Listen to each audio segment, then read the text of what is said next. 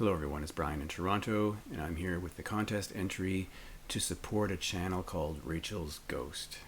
Now, if you've been in the vinyl community for a while, you may have already encountered her previous channel, Rachel the Music Man. Unfortunately, YouTube removed that channel as a result of, I guess what you'd call a targeted attack against her and her channel.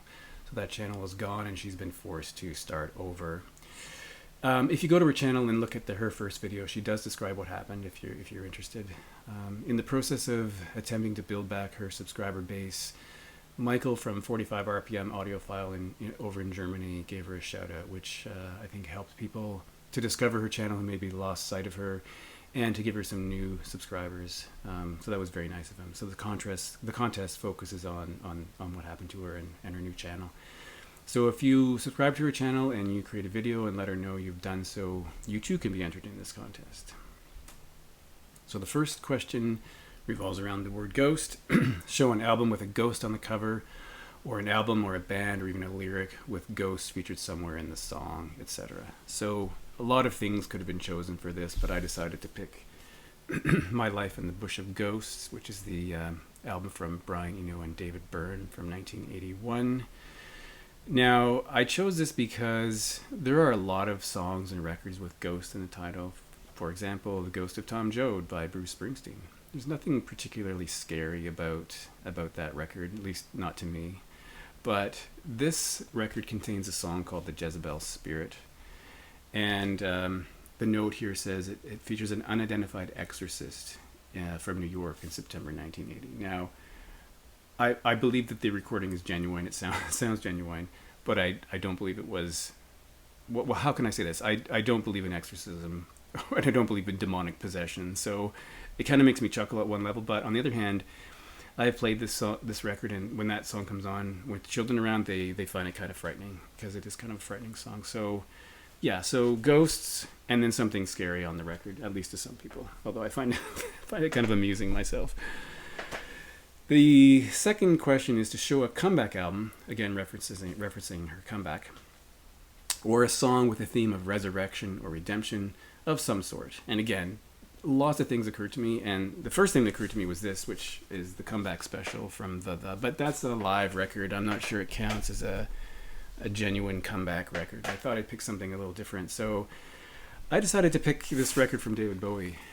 The next day, and you might be thinking, what, David Bowie never had a comeback? But in fact, there was a 10-year gap between the previous record, Reality, and this record, and so for those 10 years he didn't release any records. I don't know what he was doing for those 10 years, but maybe he was working on this record. I don't know.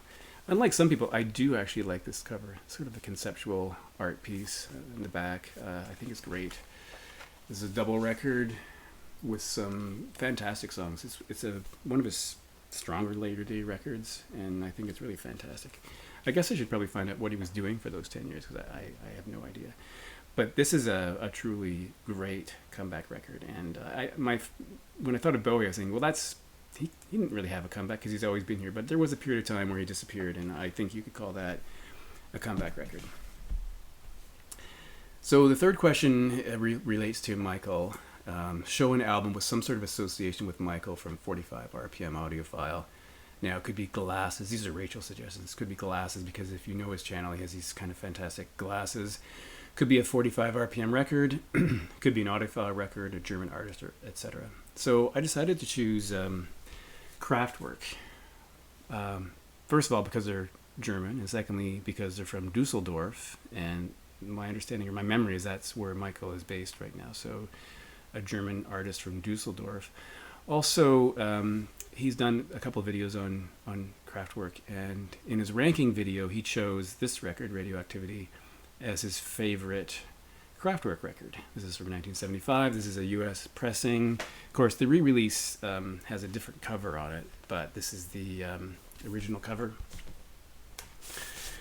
And here we have the guys on the inside. There's no German counterpart to this record as there is to some of the other Kraftwerk records, because those ones were recorded in two different languages, but this is the only version of this one that's available. So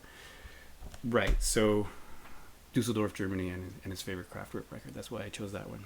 So anyway, I think everyone knows Michael 45 RPM Audiophile because he's one of the larger channels in the vinyl community with a pretty impressive collection of vinyl. And if you didn't know that Rachel had a new channel, go check it out because she's back and she's doing live streams again, and it's all very interesting stuff. So thanks for watching, and I'll talk to you later.